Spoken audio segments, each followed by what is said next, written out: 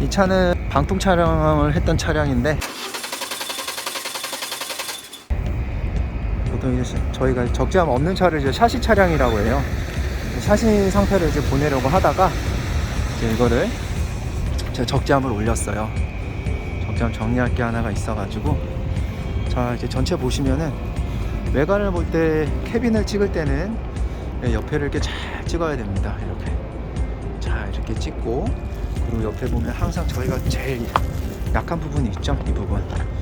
이 부분이 이제 상태가 어떻는지 정확하게 한번 보여주는 게 굉장히 중요하고요. 그리고 안쪽 판넬까지 상태가 어떤 거에 대해서 정확하게 이렇게 보여줄 필요성이 있습니다. 그래야 구매하는 사람들이 이렇게 어디까지 내가 수리를 하고 써야 되는지에 대해서 파악을 하기 때문에. 자, 보시죠. 이렇게. 자, 문도 보면은 정확하게, 여기 밑에도 많이 삭는 경우가 있거든요. 뭐 문이야 사실 전체 그냥 교체를 해버리면 되지만은, 안쪽에 바디 캐빈 같은 경우에는 교체하는 게 비용이 많이 들기 때문에, 여기 같은 경우에도 옆에를 정확하게 찍어주면 됩니다.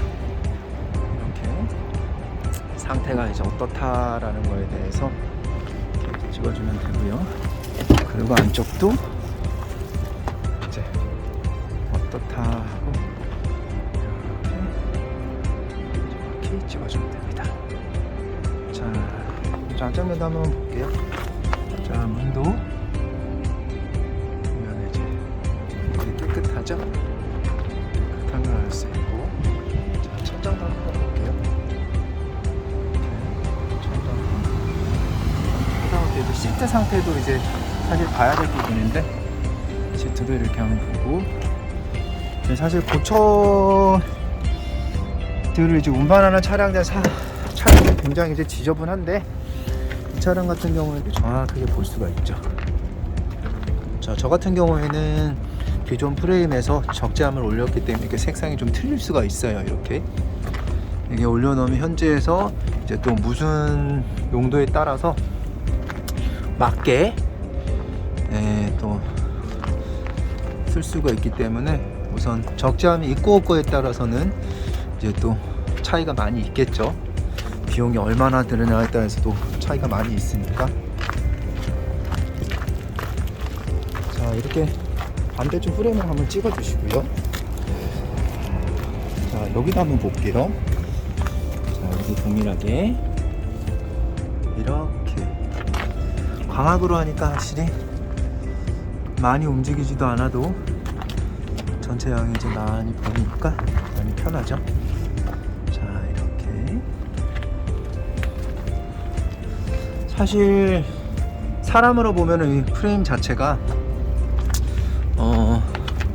뭐라 그럴까요? 그냥 뼈대라고 볼 수 있죠. 이제 기존 이제 인공관절을 넣냐 이제 안 넣냐 이제 뭐 그런 차인데, 이렇게 쭉 한번 보시면은 이렇게 돼 있고요. 자, 이 적재함 같은 경우에 사실 뭐 내수도 쏠 수 있는 이제 적재함인데, 상황이 이래요.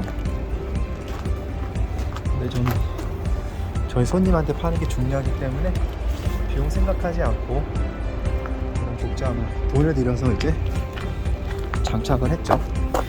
자, 이제 뭐 밑을 한번 봐야 될 것 같은데요. 이런 이제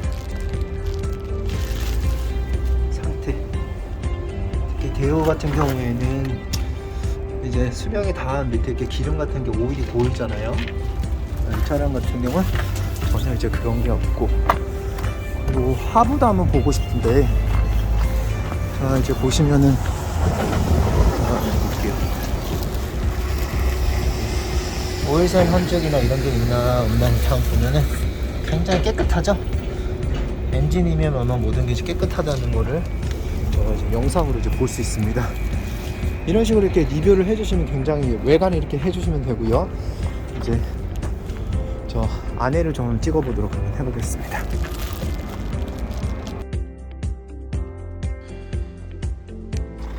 엔진 촬영을 할 때는 앞에 저희가 본네트를 열고 그 엔진 오일을 넣는 그 캡을 열어서 그 앞에도 확인을 하지만은, 그 저희가 캐빈을 전체 들어서 엔진 하부를 전체적으로 확인도 할 겸 오일 새는 양이나 아니면 옆에 엔진의 청결도도 보기 위해서 그래서 거기서도 이제 상태가 어떤지 확인을 합니다. 마지막으로 사진을 이제 첨부를 하는데 이건 실제로 캐빈 자체가 옆에는 이제 깨끗할 수 있지만은 안쪽에나 이제 그런 부분에서도 부식이 상당히 많이 올라오기 때문에 하체 부분이나 엔진 상태도 이제 보기 위해서 항상 같이 촬영을 하는 게 좋습니다.